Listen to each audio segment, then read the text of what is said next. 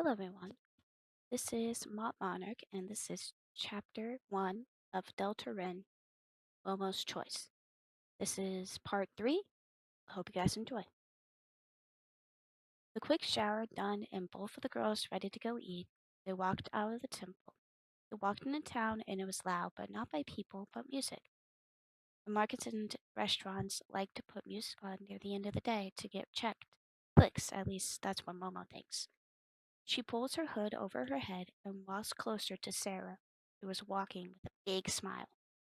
They walk for a couple more minutes, people, mostly adults, walking past with extra food and drinks. Marcus on the way to their favorite store or closing. Momo looks over to the bartender, helping their drunken people to their friends to walk them home, or others getting yelled at, also for being drunk.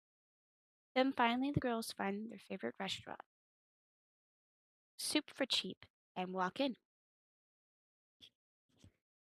Hello, Momo, Sarah. Thought I wouldn't see ya.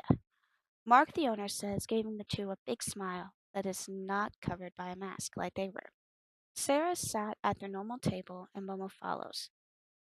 We had a late plan, but we are here now, Momo says, taking her mask off and setting it down. The man nods and smiles and walks over with a pad. What are you here for today? He says, his thick accent taking over as he talks.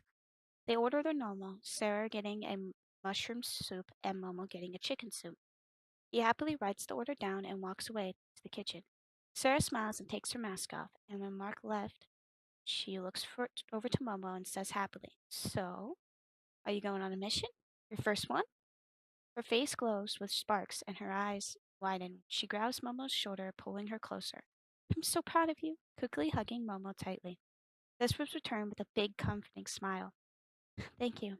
I'm really happy about it, and if it goes well, I get money from the mission to get to my parents. She looks at Sarah, her smile fading slightly. Sarah looks at Momo and is about to reply when the man comes back. The amazing food. Here you guys go. We'll be all for today, he says, and parks himself by the table for a second, ready to write if necessary. Momo looks down at her food, then at Sarah, and says, Do we get water? And I think that will be it. She grabs her spoon and starts to eat, ignoring the feeling in her stomach that was rising because of the food. They sit and eat for a while and some time before Mark comes back with water and juice of some sort that Sarah asked for.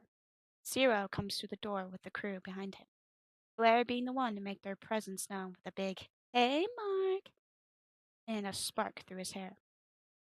Mark returns to the table with the drinks. Momo looks up from her food for a second to retrieve her water and thank Mark. That is when she notices him in the corner, and her hands start to shake while holding the spoon. She looks to Sarah, who is happily eating and hasn't noticed just yet, so she has to process this alone. Why does he have to be here? No, he's allowed to be here.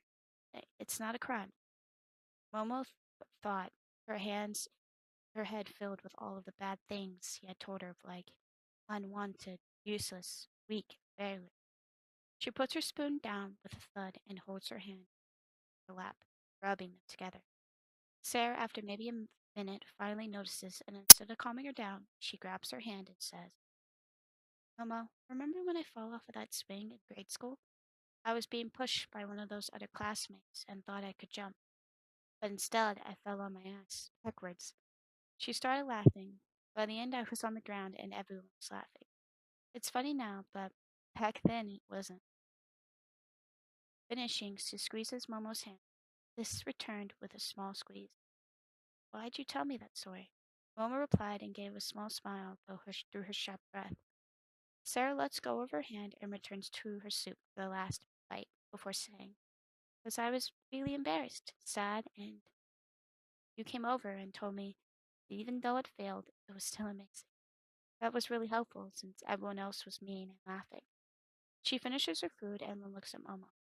I want you to remember that things are cool even if they don't go as planned. Smiling, she looks at Zero and the crew and says, Who knows, you might actually like being around them one day. Momo takes in what she says and puts her spoon up again, finishing her food, and after a few minutes, Sarah pays the bill, and they mask up. They leave the restaurant. When they get back to the temple, Sarah gives Momo a big hug at her door. giving Momo the nightly lecture of don't stay up too late and sleep well. The latter nods and waves, walking away to the training.